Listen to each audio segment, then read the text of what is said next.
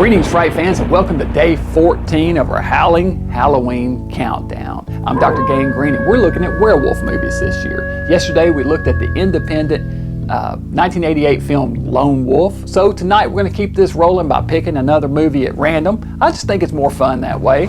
Reach inside our giant jack-o'-lantern here. Get one of the smaller pumpkins here and see what tonight's movie is going to be. Tonight, we're going to look at Wolf.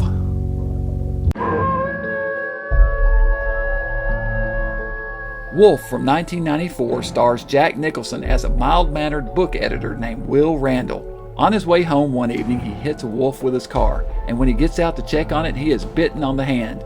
It runs off, but before Will leaves, he sees an entire pack of wolves watching him from the woods.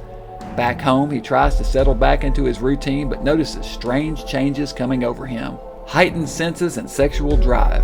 He learns his boss is planning to fire him and replace him with an up-and-coming young executive named Stuart Swinton, played by James Spader. To make matters worse, he discovers that his wife and Swinton are having an affair. He confronts her at Swinton's apartment, and as he's entering, Swinton tries to stop him and Will bites him on the hand. At a party, he meets a beautiful woman named Laura Alden, played by Michelle Pfeiffer, who turns out to be his boss's daughter, and they become romantically involved. Will soon starts to suffer complete changes at night into werewolf form and runs through a wooded area stalking and killing a deer. At one point, he is confronted by a trio of muggers, much to their regret. As his condition worsens, Will seeks the help of an expert in the occult who gives him an amulet that will possibly protect him from further changes. But will it work? Wolf is an interesting entry into the werewolf genre. The makeup was done by Rick Baker and is a minimalistic design reminiscent of Henry Hull in Werewolf of London, and purposely so. In the 80s, films like The Howling and An American Werewolf in London had pushed effects about as far as they could go with graphic transformations. So, going the opposite way with this subtle approach was a refreshing change. And it was all that was needed, honestly. Jack does a really excellent job selling the makeup with his facial expressions and body movements. I've always been a big fan of Michelle Pfeiffer, and she's really good in this one, as is James Spader.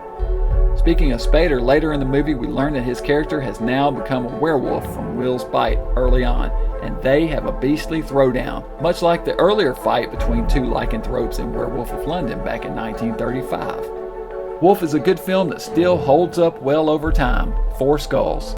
Wolf from 1994. What do you guys think about this one? I know some people out there think it's a little cheesy, but I like it. I think Jack Nicholson and Michelle Pfeiffer both do a great job in this. I've always been a big Michelle Pfeiffer fan, ever since I saw her in that Batman movie in that Catwoman costume. Anyway, back on track here. What was I talking about? Yeah, we were talking about Wolf. Yeah, Wolf. Got distracted there for a second.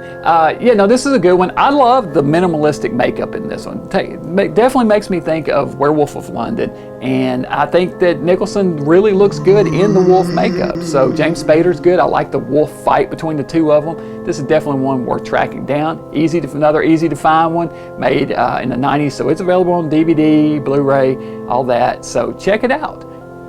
Wolf. 1994, and let me know what you guys think about this one, because I know there's some out there that aren't fans of it.